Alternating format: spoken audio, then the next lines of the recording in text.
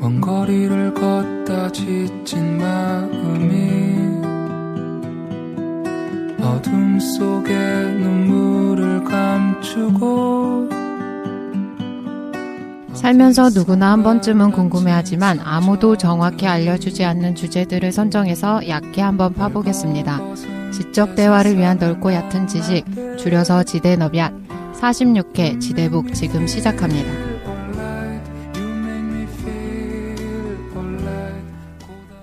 한 주간 잘 보내셨습니까? 네. 예! 독실이가 없어. 독실이가 뭔가 하이톤으로 이걸 받아줘야 되는데. 독실이가 조금 전에 일어났대요. 이놈 시키 그냥. 어쨌든 오늘은 어제 누구랑 싸웠나 보다. 키베 떴나? 키베. 그렇죠. 밤새 키베를 뜨셨나? 키베드가 독실이가 여러 가지 아이디로 활동한다는 그 소문이 있던데. 다중 인격이지. 저도 몇 개 알고 있어요. 아 그래요?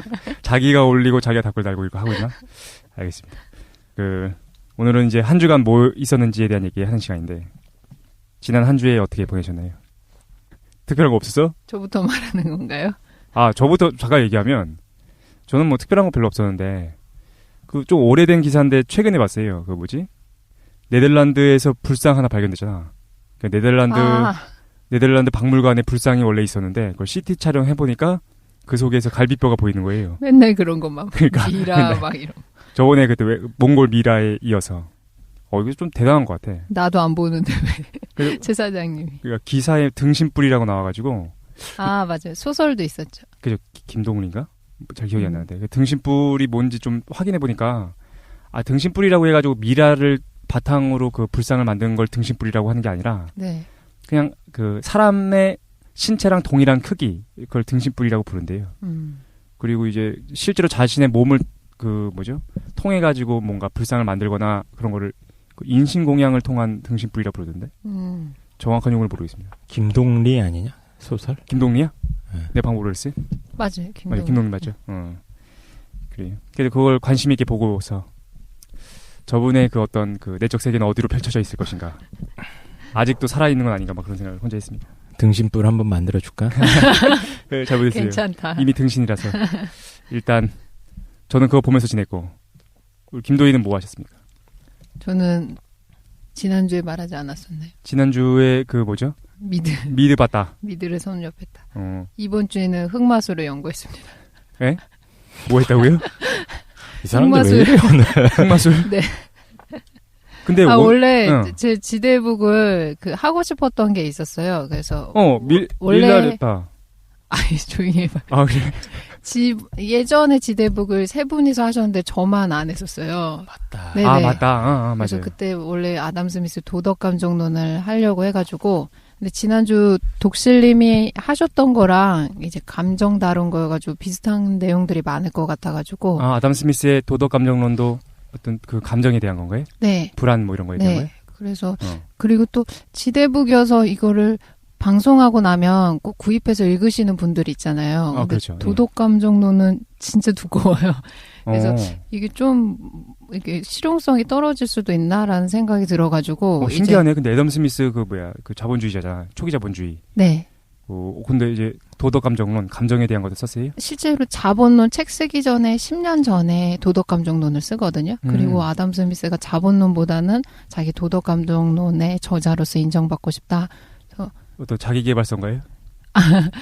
자기계발서는 아니고 사람들의 이제 보편적인 성향을 공감하는 능력에서 찾아요. 그래서 공감으로부터 이제 발생하는 여러 가지 감정 같은 것들의 원리를 설명해줘요. 근데 우리가 일반적으로 알 때 애덤 스미스가 인간에 대해서 굉장히 기계론적으로 생각하잖아요. 인간이라는 거는 어떤 이윤 추구를 기반으로 하는 안 그래요. 절대 안 그래. 도덕감정론에선 그런 얘기 안 나와요?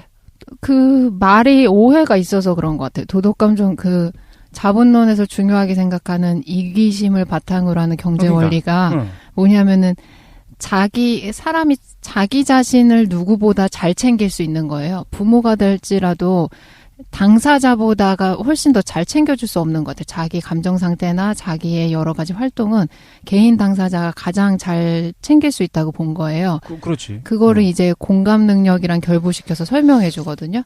그리고 인간을 정말 긍정해요. 아담 스미스는. 그렇기 때문에 이거에 기반한 경제 활동이라면 모든 사람들이 잘 먹고 잘 살 수 있겠다라고 해서 쓴 게 자본론이 되는 거죠.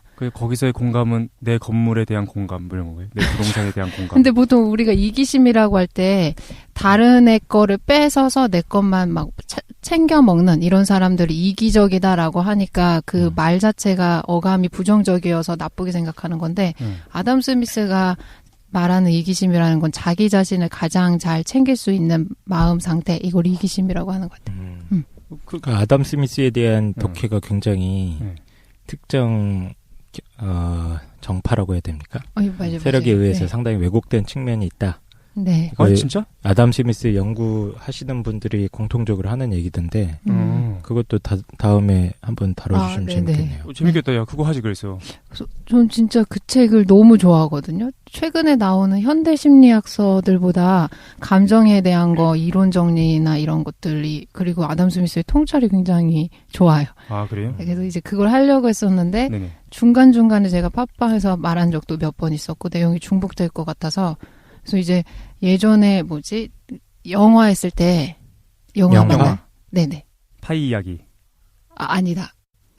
선물했을 때, 저희 새해 선물했을 때 제가 깨달음 해가지고 그 다음 이제랑 연관시켜가지고 책을 준비했어요. 아, 그래요? 근데 제가 이거 지금 왜 얘기하냐. 최 사장님 이거 하지만 계속 신비 미스테리를 하라고 하는 거 저한테 압박을 주면서 이거 하면 안 된다. 청취자들이 신비를 기다리고 있다 그래가지고. 그래서 오늘 밀라레 빠는 거 아니었어? 밀라레빠를 준비하라고 하시는 거예요. 뭐야? 지금 뭐 하는 거예요? 둘이 밀라레빠? 뭐 정확하게 얘기해 밀라레빠가 주십시오. 뭐냐면 밀라레빠라는 이제 티벳의 가장 유명한 스승이에요. 정신적 밀라레빠. 스승. 네. 그래서 지금 달라이라마를 굉장히 사람들이 존경하고 따른다 그러면 예전에 11세기에는 밀라레빠라는 사람이 이제 1등이었었던 거예요. 근데 그 사람이 왜 본좌구만. 네. 밀본좌. 근데 왜 신비주의냐면 흑마술을 쓰고 막 이래. 흑마술을 써가지고 막 사람들을 살해하고 막 이래서 깨달음의 경지에 나중에 이르게 되고 해가지고 제가 진짜 그걸 한번 준비하려고 다 읽어봤는데 이건 너무. 야, 그거 해준다고 했잖아. 딱 봐도 이거 최 사장 스타일이야. 야, 해준다고 했잖아! 자극적이고, 흑마술 쏘고 막. 야, 나 오늘 그거 하는 줄 알았는데? 날씨를 막 움직이고 그래서. 밀라레빠 아닌가요? 그러면? 아니에요. 그래서 준비하려고. 다음에 최 준비하려고. 사장이 직접. 네네. 네 스타일로 해. 알겠습니다. 그거 오늘 그거 하는 줄 알았는데? 팟캐스트를 위해서 자꾸 저한테. 팟캐스트를 위한 희생양으로. 그럼 오늘은 뭐 해주시나요? 저는 이제 타인보다 더 민감한 사람 하려고. 그래서 지난주에 저희 흑마술에 되게 심취해 있었습니다. 네. 그럼 말을 좀 정리해보면, 그래, 처음에 지대북을 할 때는 도덕감정론, 애덤 스미스 걸 하려고 했는데, 못하고 있었어, 그지? 그러다가 제가 이제 권유해서 밀라레빠를 하려고 했었는데, 그거 말고 자기 혼자서 타인보다 더 좋은 책을 골랐지. 타인보다 더 민감한 사람이란 책을 가져왔다는 거죠. 네네. 이 책은 독실이를 생각하면서 선정한 책인 것 같아요. 네. 타인보다 더 민감한 사람. 그렇네, 딱 독실. 저는 이제 새신랑 생활을 본격적으로 시작을 했죠. 네. 그렇네. 난생 태어나서 처음으로 가사노동도 열심히 하고 있습니다. 요즘에 주부 활동하고 있어요. 아침 식사도 준비해주고 설거지도 이제 제가 담당 이러고 있는데 이런 것들을 하다가 보니까 이제 진정한 행복이 어디서 오는지 이제 알 것 같아. 깨달은 것 같아. 혼자 사는 데서. 아니야. 진정한 행복이 어디서 오냐면 자발적 복종에서 옵니다. 그렇군요. 좋다. 일단 자기 주인이 누구인지 정확하게 알아야 돼요. 근데 저도 최근에 동사무소 가서 확인해 보니까 제 세대주님이 저희 마눌님이시더라고요. 그래서 이분이 제 주인이시구나. 네, 그래서 자발적으로 복종하면서 하루하루는 행복하게 보내고 있습니다. 강력한 위기 질서는 개인의 심적 안정을 주죠. 그렇죠. 맞아요. 그 병마용이라고 있잖아요. 진시황 무덤에. 네네. 거기 산채로 매장된 노예들. 네네. 그들이 굉장히 행복했을 것 같더라고. 자발적 복종이란 말로 가장 행복한 상태로 이끌어주지 않나. 곧 자발적으로 무덤에 묻히실 기세인데. 근데 저 궁금하게 그거 자발적으로 들어간 거예요? 아니겠지. 그래서 순장 막 대충 했겠죠. 이거 굉장히 하이 개그였군요. 그래서 결혼하니까 좋아요? 어때? 예, 지금 말씀드렸잖아요. 행복하다고. 자발적 복종 진정한 행복의 비밀을 깨달았다. 놀라셨어 갑자기. 그렇군요. 그 2세 계획은 어떻게 되십니까? 갑자기 인터뷰. 그거는 주인님의 뜻에 따라서. 알겠습니다. 그렇습니다. 네. 깡 선생이 가장 잘 보내고 있었네, 그죠? 네. 독실이는 뭐 하고 했을지 되게 궁금한데 아직 안 왔으니까. 민감해가지고 얘는. 민감함의 왕. 네. 그래서 오늘 책은 이제 타인보다 더 민감한 사람이라는 책을 해주신다는 거죠? 네. 근데 제목이 길다. 타인보다 더 민감한 사람. 근데 이게 유명하지 않은 책이에요, 실제로. 베스트셀러나 뭐 이런 책도 아니고, 뭐 거론되거나 이런 책이 아니어서. 독실이가 쓴 건가요? 내가 쓴 거야. 아, 그랬어요? 아이디 아니야? 독실이 아이디? 누가 썼어요? 일레인이라는 이제 심리학자분께서 쓴 건데, 이분이 유명하기는 해요. 왜냐하면 심리학에서 최초로 민감성에 대해서 연구하신 분이거든요. 근데 실제 이분의 저서 중에서 유명한 책은 제가 오늘 소개하는 책이 아니고 사랑받을 권리라는 책이 있어서 들어봤어요. 예, 이건 베스트셀러인 적이 있었어요. 밀레인. 네. 그래서 제가 소개하는 거는 이분의 초기 완전 처음 저서여서 실제로 나왔던 거는 97년도, 한국에 출판된 거는 2011년도에 나왔어요. 아, 그렇군요. 네. 일레인 아론? 네네. 밀레인이야, 일레인이야? 일레인이요. 일레인. 네. 심리학자시군요. 네. 그러면 바로 뭐 한번 들어보도록 하죠. 네. 그래서 김도인께서 타인보다 더 민감한 사람 준비해 주셨습니다. 네.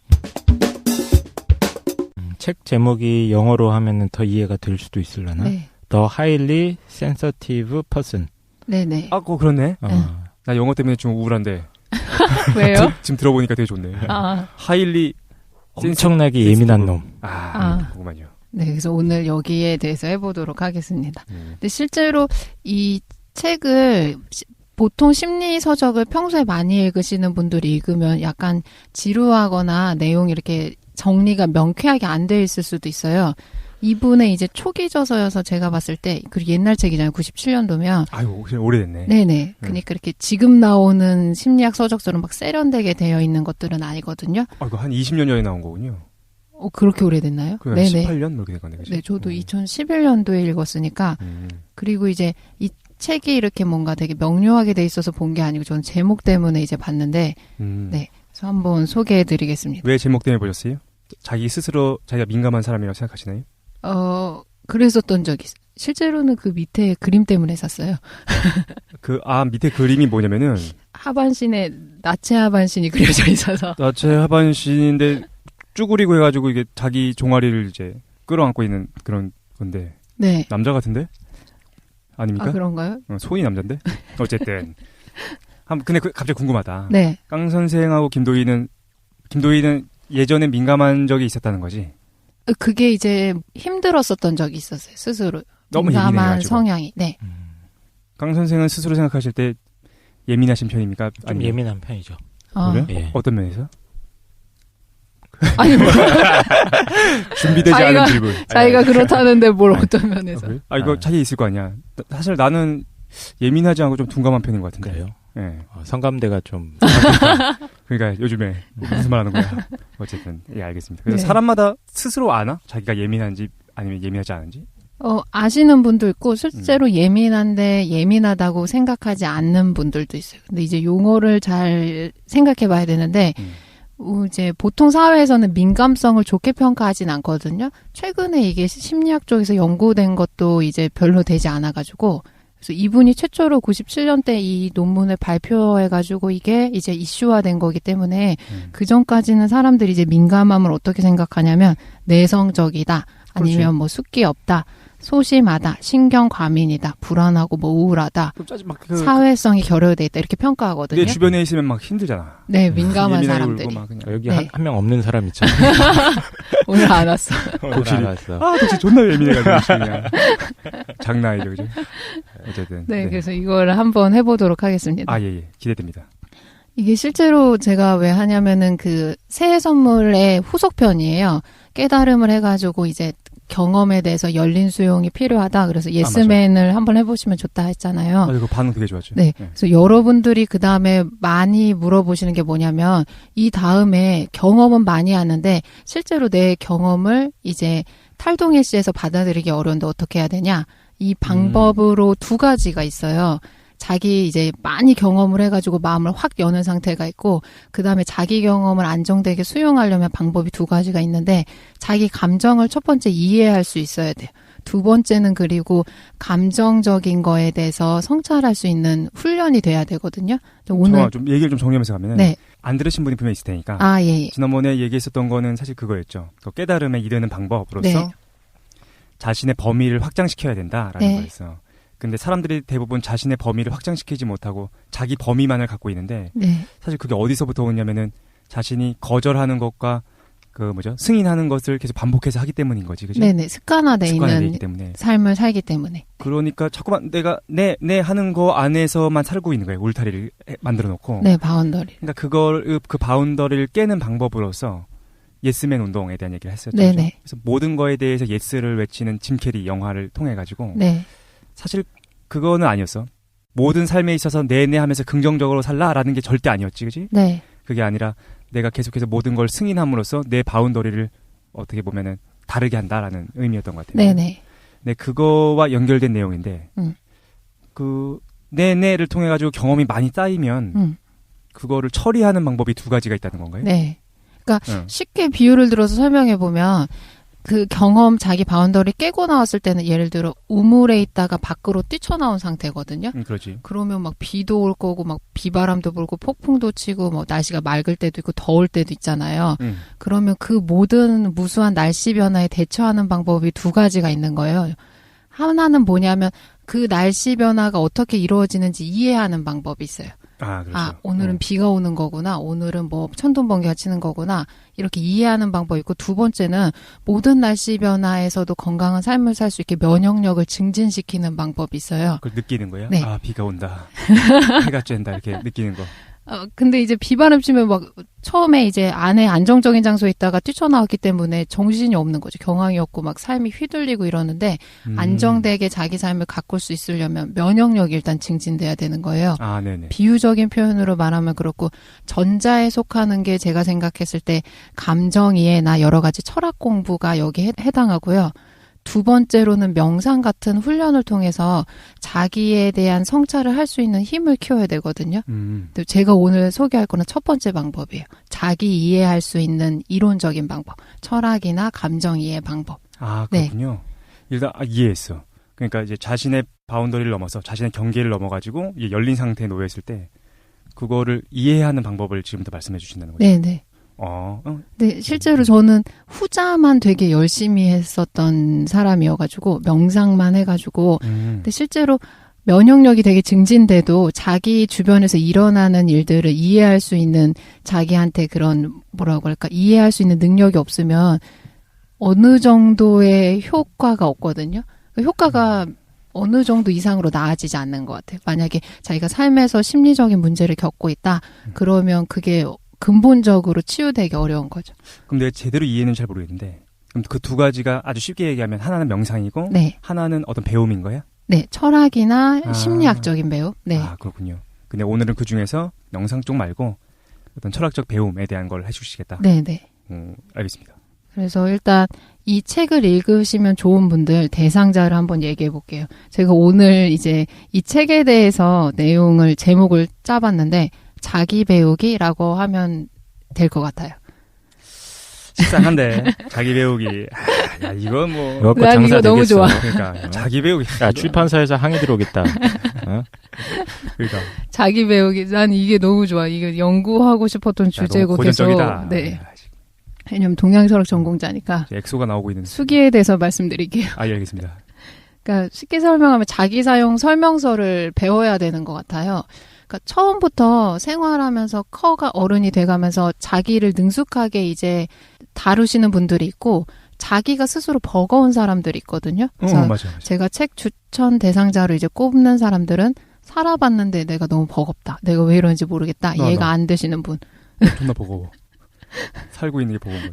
그 다음에 이제 내성적이거나 숫기 없다. 나 소심하다, 신경과민 이런 평가를 주위에서 많이 들으시는 분들. 그리고 불안하거나 우울증에 굉장히 자주 시달리시는 분들. 깡 선생.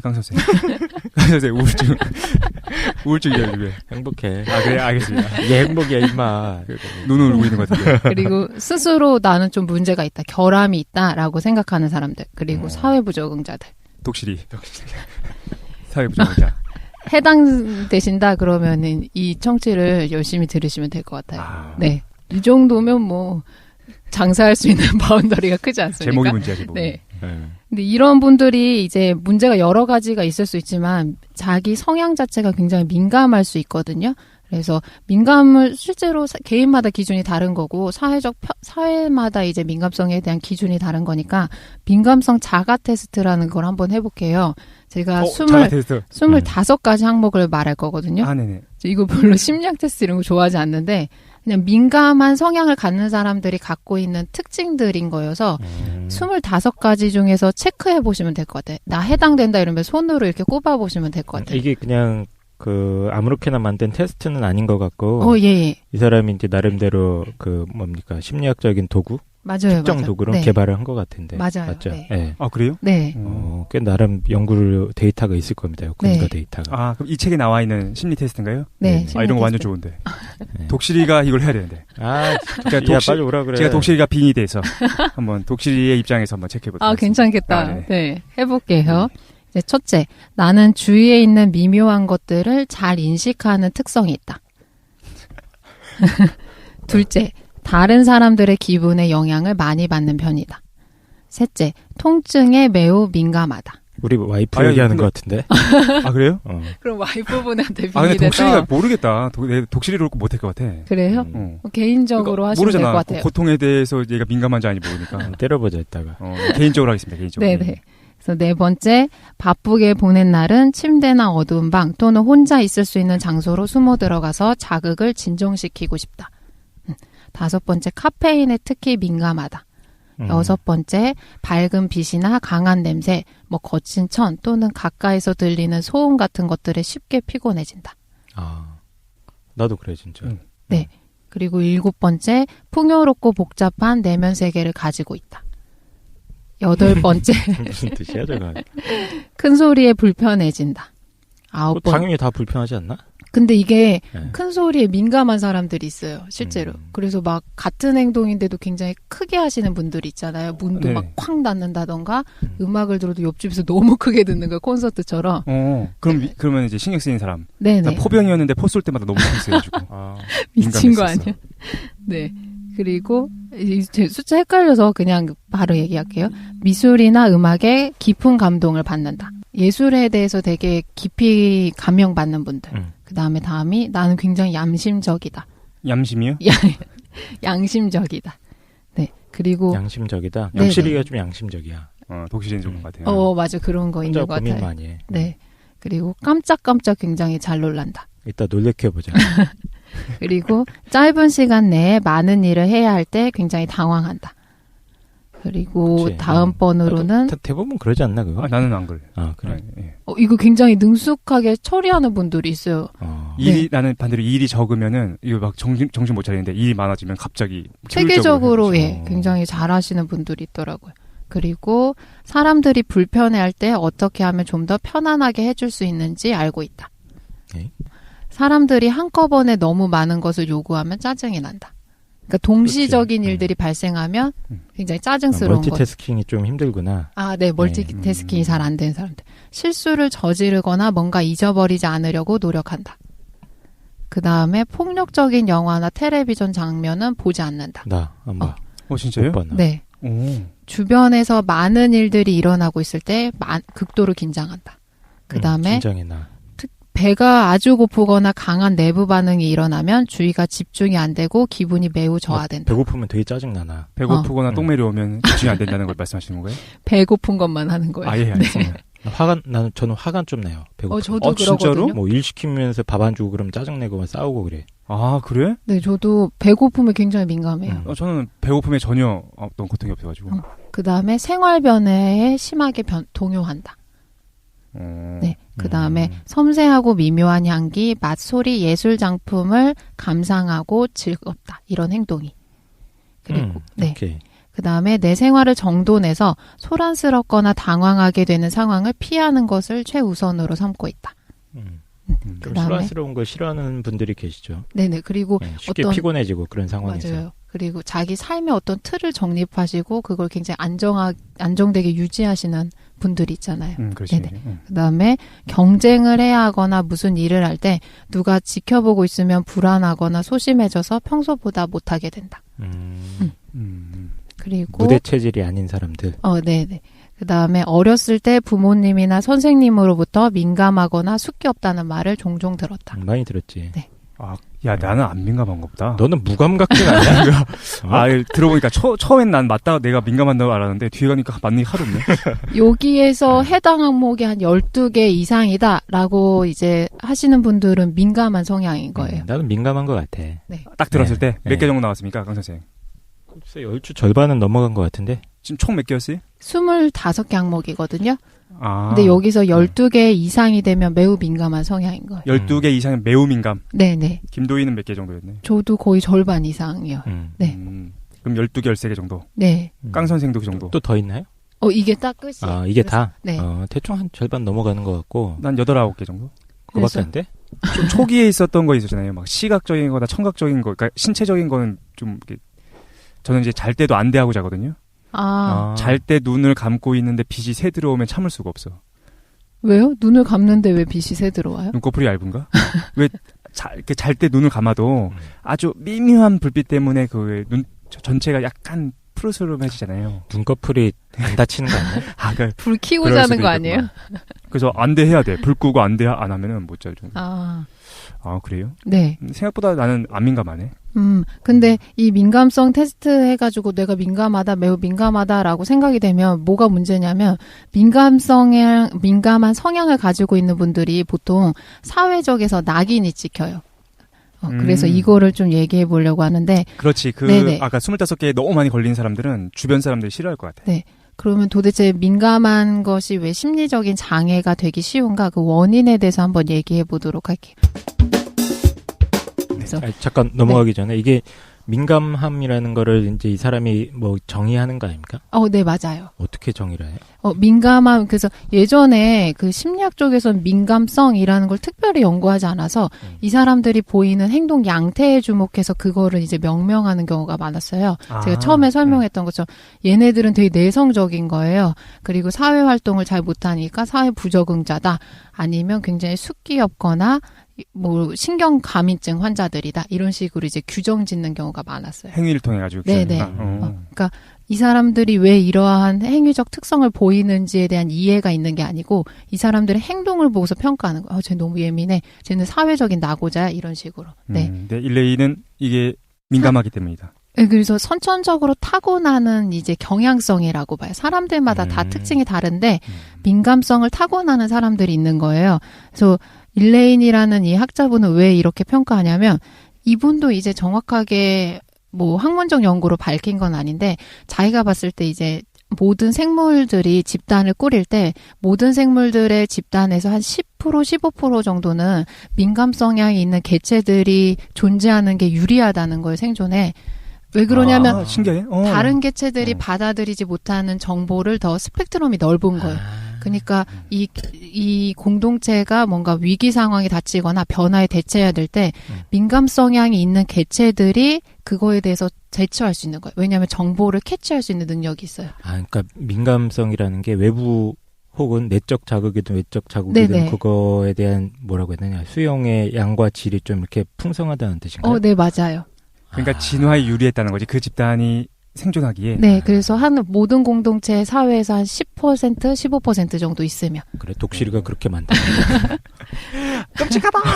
근데 공동체로 보면 소수인 거예요. 15% 정도밖에 안 되니까. 근데 왜 민감 성향의 개체들이 15% 정도만 유지돼야 되냐면, 모든 사회의 개체들이 민감하면 민감성이라는 게 변별력이 안 생기는 거예요. 다른 개체들보다 자극 정보에 대해서 스펙트럼이 넓어야 되니까 예를 들어 어떤 개체가 2가지 색을 보통 구별하는 게 그 사회 전반적인 시각 능력이다라고 했을 때 민감 성향의 개체들은 한 10에서 15가지 정도 색깔을 구분하는 거예요. 네네. 그러니까 이게 위기 상황이나 모든 사람들이 흰 검으로 볼 때 파 검으로 볼 수 있는 그런 네네.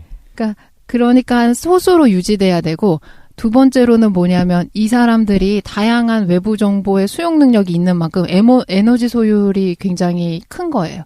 에너지, 그치. 민감하니까 그 네. 에너지 소비가 굉장히 크겠지. 네네. 그 개체는. 그치? 정보 수용이 굉장히 많이 되고 정보 처리가 많이 되고 있으니까 다른 개체들보다 에너지가 굉장히 많이 소모되는 거예요. 그러니까 민감성을 그렇게 정의하는군요. 일단 네네. 그 어떤 정보를 더 많이 뭐 어떻게 표현을 해야 되죠?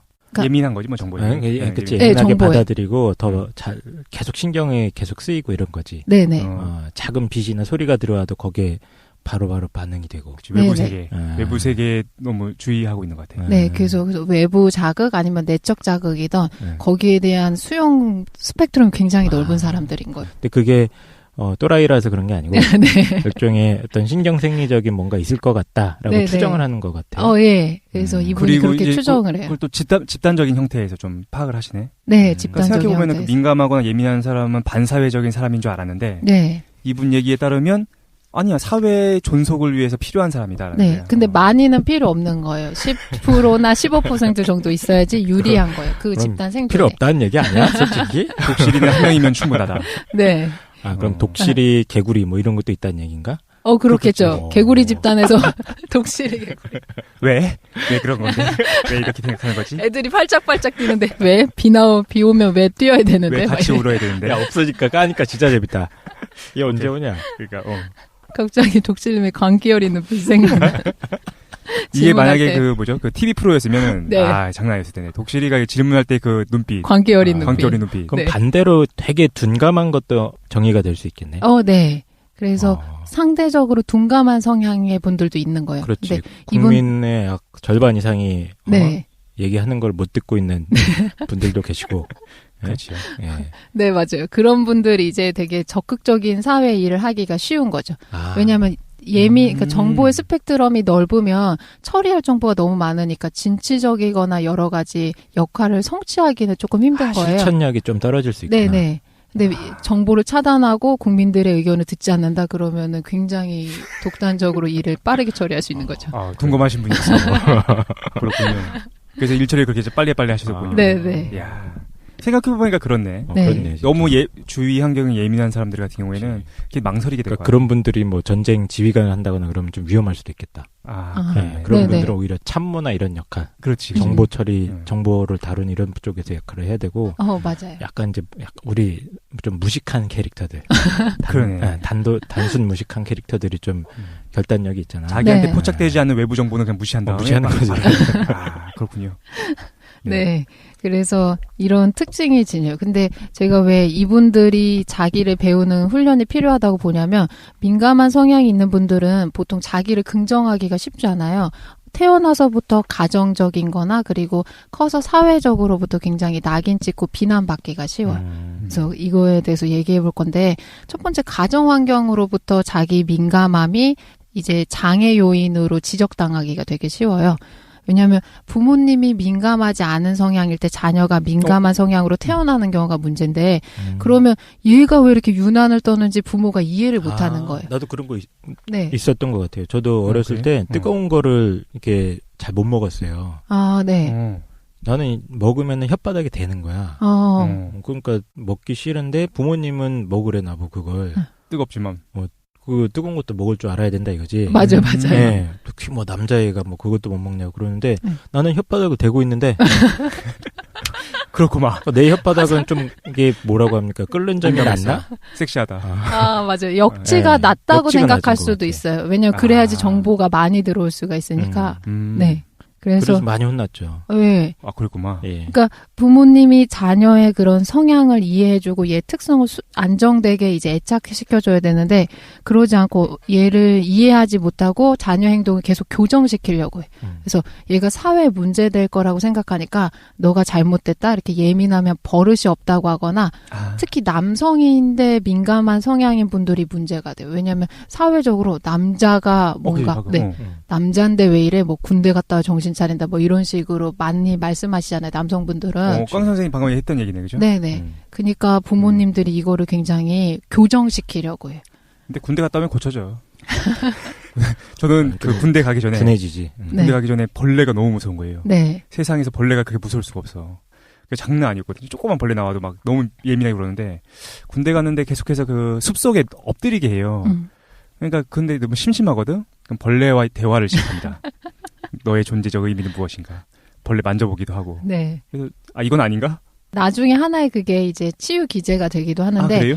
어렸을 때는 이제 자기에 대해서 안정적인 자아감이 형성돼야 되는 시기인데 부모가 이걸 부정하는 거예요. 너는 잘못됐어. 그래서 자꾸 얘를 비판하거나 교정하려고 하기 때문에 어린 시절 때 자기한테 열등감이거나 자존감이 낮아지게 돼요. 네.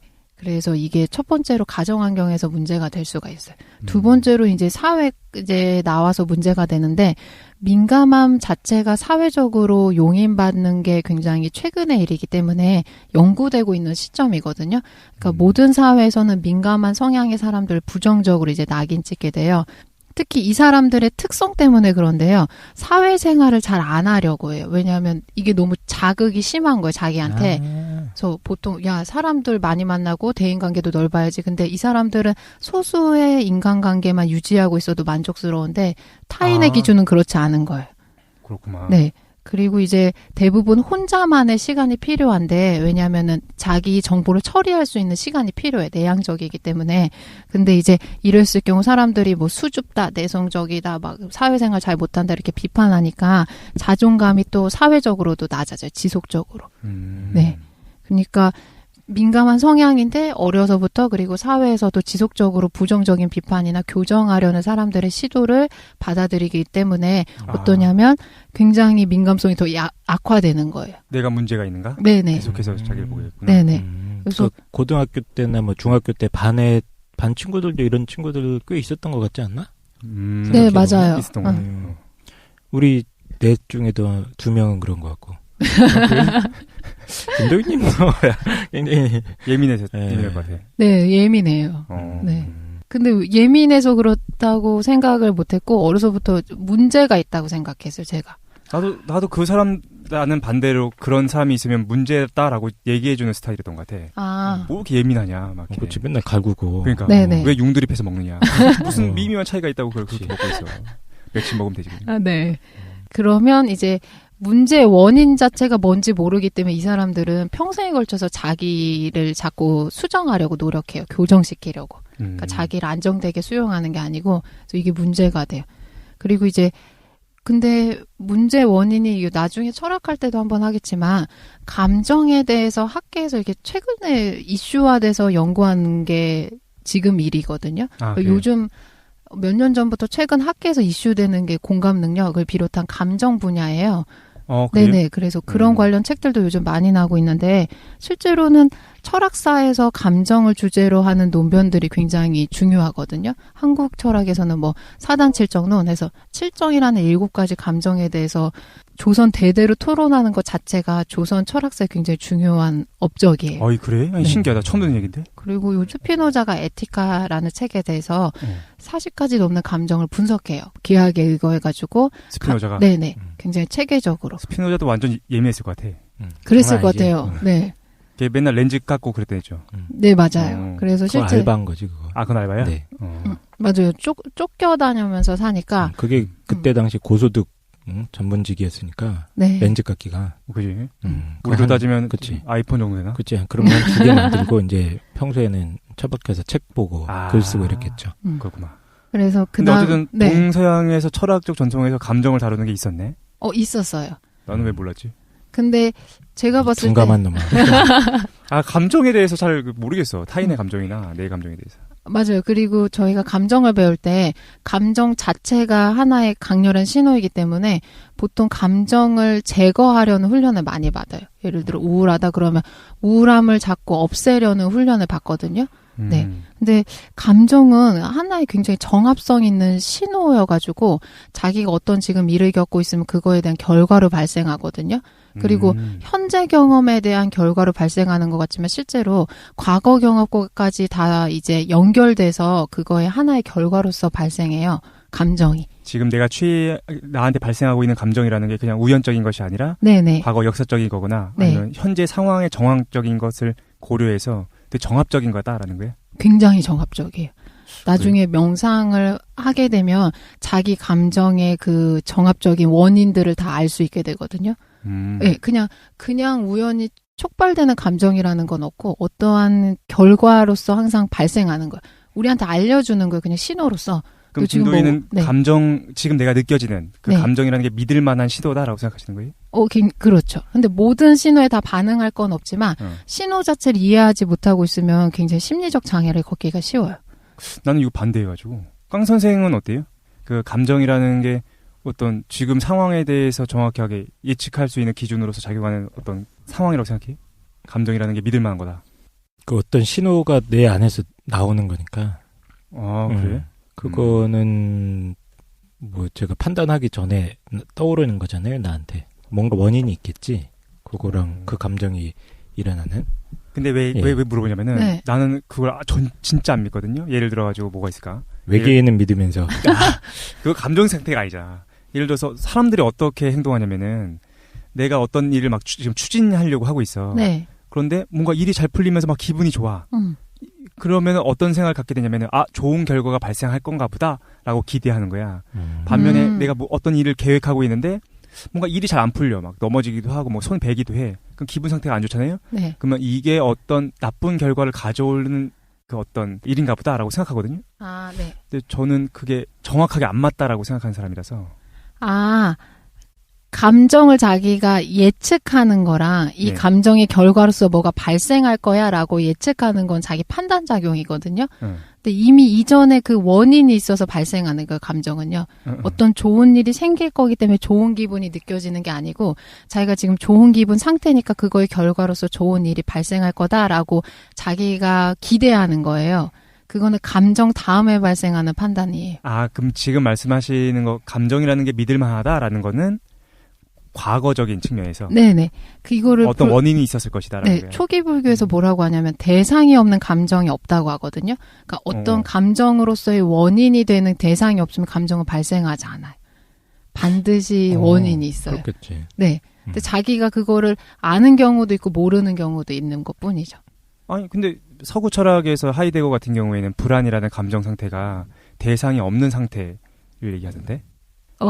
불교보다 한 발 더 나간 건가요, 하이데거가? 그 존재 자체가 불안하다고 생각하는 거고 실제로 불안한 거에 집중해서 명상을 하면 자기마다 개인 불안의 원인이 있어요. 네. 하이데거도 굳이 구분을 하자면 불안이라는 감정의 원인은 인간의 그 존재 상태, 실존적인 그것 때문에 오는 감정 아닌가? 그런가? 자기 없기 때문에 오는 감정이잖아. 그렇지. 그러니까 어떤 대상이 기댈 데가 없으니까 불안하다. 는 거잖아요. 이건 나중에 한번 하이데거를 한번 일단은 불교에서는 그렇게 생각하는구나. 어떤 대상이 없는 감정 상태라는 건 없다. 네. 그러니까 감정이라는 내적인 이게 일종의 내적 자극이죠. 맞아요. 우리 안에서 들어오는 신호들인데 이 감정을 어떻게 우리가 다루고 해석해야 되는지에 대해서는 배운 적이 없잖아. 맞아요.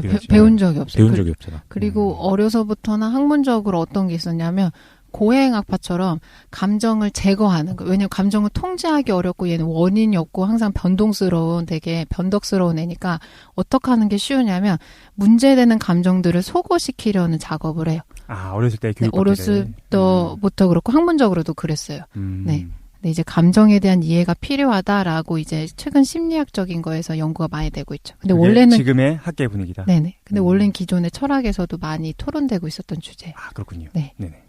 보도록 할게요. 처음에 민감한 거 자체를 이해해야 되는데 그거는 이제 자기가 심리적으로 발생하는 상황일 수도 있고 자기 신체적인 특성이 그럴 수도 있거든요. 그래서 한번 얘기해 볼게요. 아까도 초기에 얘기했는데 민감한 성향이다라는 사람들은 같은 상황과 같은 자극이 주어져도 타인보다 쉽게 말하면 신경계가 긴장하는 정도가 강한 사람들인 거예요. 역치가 낮다고도 볼 수 있을 것 같아요. 같은 덧글을 봐도 누구는 바로 덧글을 달고 싶어지고 맞아요. 누구는 그냥 넘기는 거지. 있지, 그리고 이 일레인이라는 학자가 보기에 이 차이가 선천적이라고 봐요. 근데 저도 이제 개인적으로 이제 조카들이랑 한 4년 정도 같이 산 적이 있었는데 조카들이 연년생이에요. 네. 몇 살인가요? 지금 6살, 5살인데 태어났을 때부터 같이 봤는데 보니까 제가 이제 그러니까 아이들이 성향이 선천적으로 타고나는 부분이 굉장히 큰 것 같아요. 예를 들어 자기가 환경에 반응하는 정도, 뭐 기상하고 자는 거, 울거나 뭐 식욕 같은 것들 여러 가지들이 1번, 2번이 연년생이어서 1년 차이밖에 안 나는데 죄송합니다. 제가 조카 첫째, 둘째를 1번, 2번이라고 불러가지고 1호기, 2호기 출격. 네. 굉장히 달라요. 그래서 어떤 애는 밤에까지 잠을 못 자요. 새벽까지 굉장히 예민하게 계속 울어대고 잠을 못 자는 애가 있고 아침에도 못 일어나요.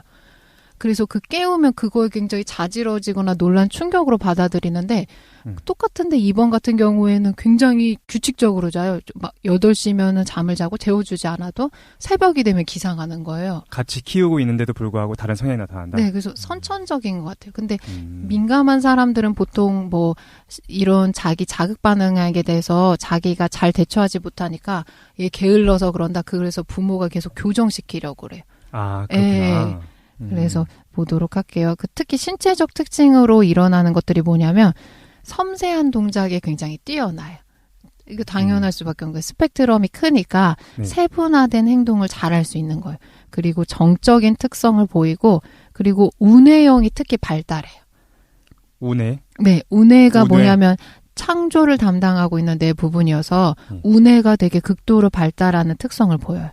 그리고 대기 중에 오염물질이나 이런 거에 민감한 거예요. 다른 사람보다. 그래서 보면 뭐 이제 비염이나 알레르기, 피부염을 가지고 있는 경향이 많아요. 지금 이제 민감한 사람들의 신체적 특성을 먼저 말씀해 주시면. 네네.